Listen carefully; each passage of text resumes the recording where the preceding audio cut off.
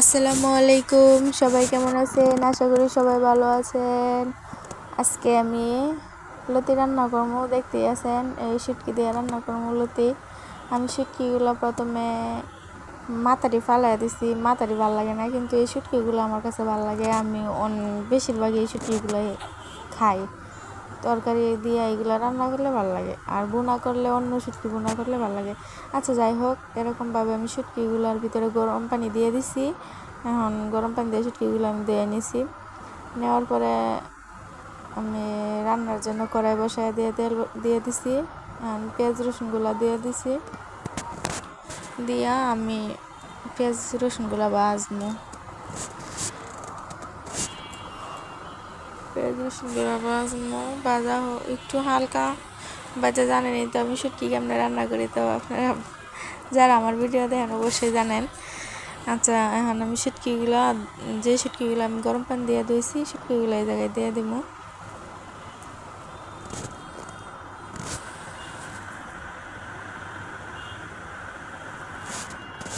ভালোভাবে শুটকির সাথে পেঁয়াজ রসুনগুলো ভাজিয়ে নিব।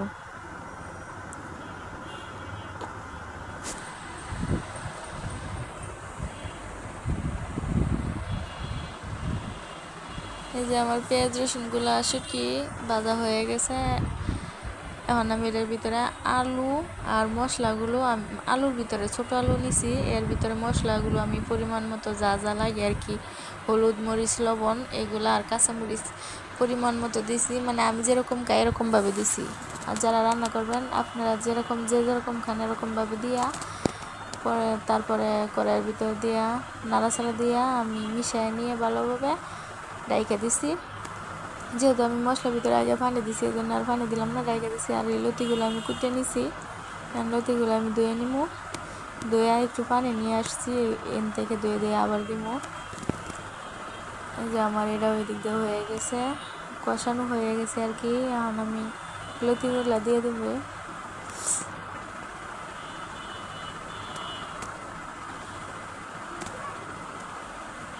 এখন দেখছেন ভাজা ভাজা হয়েছে। এখন এর ভিতরে আমি লতিগুলো দিয়ে দিব। লতিগুলো আমি এমনি দিয়ে দিতেছি। লতিগুলো দেওয়া শেষ। এখন একটু রাইখে দিব, বেশি না, কেলে পানি যেহেতু দেই নাই, আরও ওর আলুর ভিতরেও পানি আসছিল না, নিচে দিয়ে পুড়ে দেবো, এর জন্য আবার তাড়াতাড়ি এসে নাড়ে দিতেছি। ভালোভাবে নাড়াচাড়া করিয়া মিশাইয়া তরকারিটা আবার ভালোভাবে মিশাই নিলাম। নিয়ে আর একটু রান্না করবো, বারবার করে একটু নাড়াচাড়া দিতে হয়, কারণ নিচ দিয়ে নাহলে কড়াই লাগা যাইব। এই জন্য এখন আবার আমি করছি, এখন দিয়ে তরকারির ভিতরে মৌ দিয়ে দেবো। মৌ মানে পানি দিয়ে দেবো রান্না করার জন্য। যেহেতু এগুলো কিনা লতিগুলা মোটা মোটা, আর আমগর দেশ গ্রামে কচুর লতি ওইগুলো কিন্তু অনেক বেশি মজা লাগে আমার কাছে। কারণ কী করবো, আমরা এগুলো কিনা খাই, তো যেরকম পাই এরকমই। তো নিজের হাতে চাষ করে খাওয়াই একটা মজা, আর কিনা খাওয়াই আর একটা মজা। যাই হোক, আমি একটু পানি দিয়ে রান্না করে নিলাম। যেরকম জল কিন্তু আছে, আমি কিন্তু লতিগুলা অনেক জোরে জোরে নাড়া দিই, তারপরেও কিছু হয় নাই। আচ্ছা, আমি আর একটু রান্না করে নেব।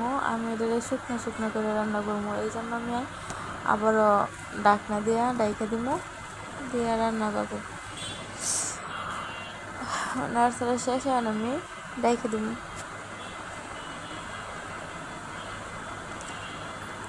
অনেকক্ষণ পরে আবার দেখলাম এই যে প্রায় শুকায় আসছে, আর একটু না, অনেকটাই রয়েছে।